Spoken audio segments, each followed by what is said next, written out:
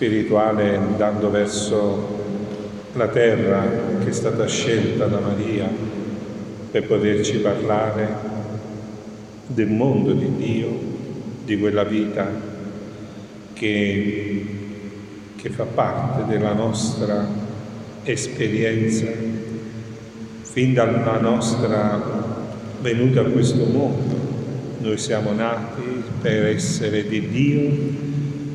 per tutta l'eternità. Dobbiamo accogliere le istruzioni di Gesù che ha dato ai Suoi discepoli e ce li dà anche a noi in unione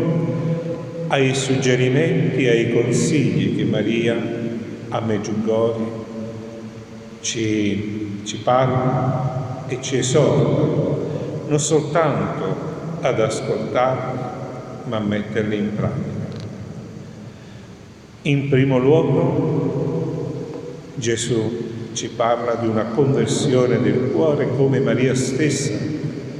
ribadisce l'importanza del convertirsi. Cosa significa convertirsi? Lo vedremo anche nella catechesi di oggi.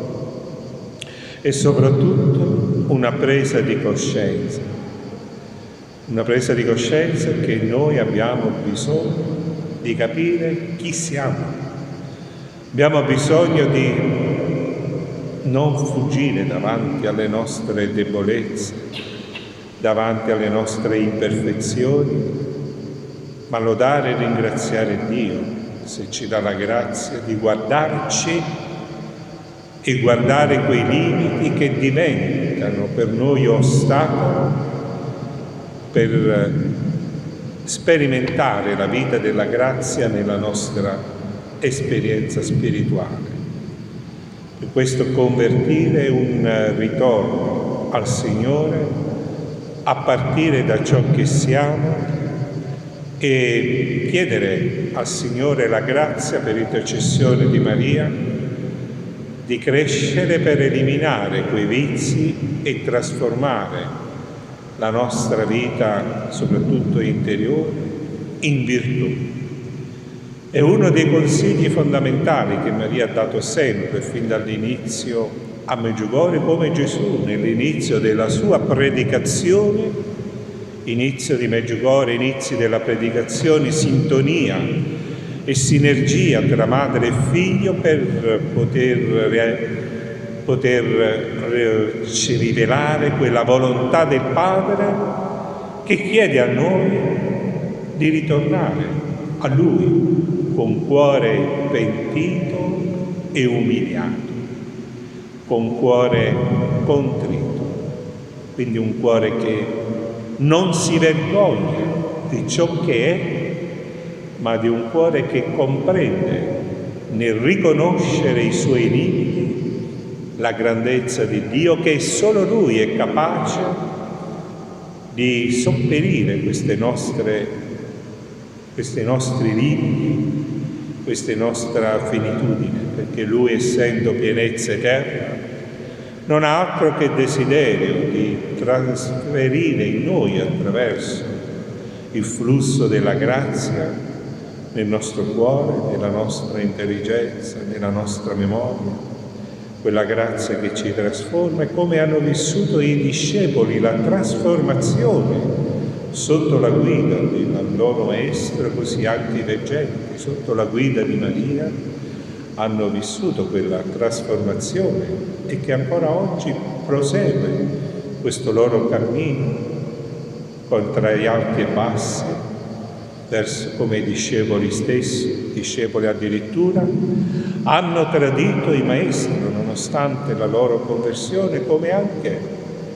nell'esperienza dei veggenti possono esserci stati dei tradimenti nei confronti di Maria, ma Dio va oltre, perché quando sceglie la sua elezione è intoccabile, per quanto l'uomo possa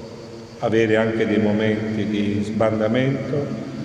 quella sua protezione che diventa un segno indelebile di richiamo a Lui,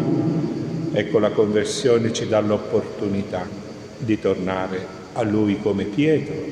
come tanti altri discepoli e come tante altre anime che Maria, ecco, sta lavorando per preparare questo percorso a tutti noi, per farci comprendere la gloria di Dio. Questo è uno dei primi consigli, ma ne scopriremo ancora altri nel corso di questi giorni, dove la vita di Medjugorje è una prefigurazione della vita di Gesù di Nazareth, del suo ministero e della sua evangelizzazione nella Palestina, perché madre e figlio hanno un unico obiettivo: di parlare ai nostri cuori l'amore del Padre e di dirci qual è la volontà del Padre, e noi la dovremmo accogliere se vogliamo camminare verso la salvezza eterna. Se non c'è questa prospettiva, non c'è questo desiderio, sarà una piccola passeggiata di ristoro e nulla più. Dobbiamo invece trasformare questo pellegrinaggio in un momento di grazia che nell'opera dello Spirito ci fortifica. E anche se ci sentiamo, perché noi se mettiamo Cristo al centro della nostra vita, in unione con Maria, potremo fare l'esperienza del popolo di Israele, come ci racconta il libro dell'Esodo. Un popolo eletto, oppresso, anime generose che si donano al Signore, che vengono perseguitate. Oppressione e persecuzione è la caratteristica dei veri figli di Dio, e questo tempo in cui non mancano né oppressione né persecuzione, non dobbiamo pensare a come salvarci, ma dobbiamo pensare a come affidarci, perché Maria ci chiede questo: se ti fidi di me, provvederemo noi a tutto ciò che vi servirà, e neppure un capello del vostro capo sarà toccato. Fiducia, conversione. Iniziamo a riflettere su queste due parole. Amen.